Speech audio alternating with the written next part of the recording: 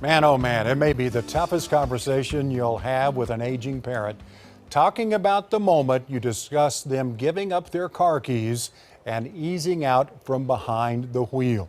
Our friend, Savvy Senior Editor Jim Miller, joining us again today on kind of doing your homework before you have this very tough conversation. Jim, what should you do first before you really kind of start questioning a parent's driving skills? You know, I think a good starting point, Kevin, is to take a ride with them and look for problem areas. For example, how's their vision? Do they have a difficult time seeing or backing up or changing lanes? How's their reaction time and their mental acuity? Do they react slowly? Do they get confused, or do they make poor driving decisions?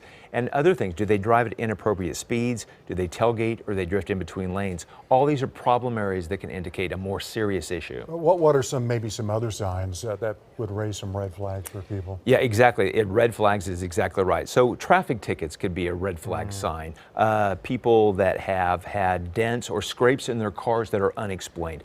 Fender benders. These are all red flags that, again, that you need to be very vigilant of as well. Now, if your parent doesn't want to listen to your opinion on this, very common. Yeah, it is common. You know this. Can they get a professional assessment of their driving, which may help them and you as their child trying to keep them safe? They sure can. It's called a driver rehabilitation specialist. These are people that are occupational therapists that are specifically trained in this area to evaluate older drivers and make safety suggestions. But a professional assessment's expensive. It can run anywhere between $200 and $400, but it's a nice tool to have for parents that don't want to agree with their adult children. Yeah, and as you know, you're the expert. That happens very often. Sure. If you find your parent can still drive, but maybe need a little refresher course on some of the things, is there a place you can go? There's a couple of places. AAA and AARP both have older driver refresher courses. These are courses that help older drivers, gives them the ability to be able to see how aging affects their driving abilities, and then gives them tips and suggestions to help them stay behind the wheel a little bit longer.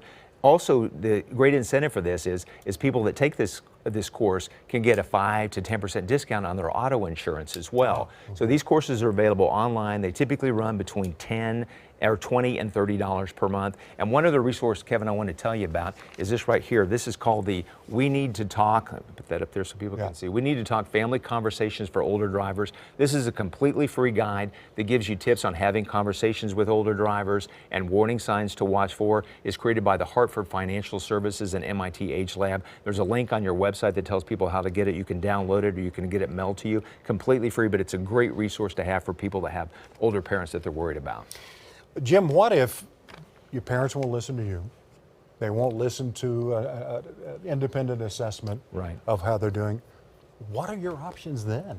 Yeah, a great question. So it's tough, you know. I think one of the suggestions is try to make an appointment with their doctor so you can go in and the doctor can evaluate them medically and, if needed, prescribe that they stop driving, because older adults are going to listen to their doctor a lot more frequently than they are their adult children. That's true. Another suggestion is to contact the DMV to see if they can help.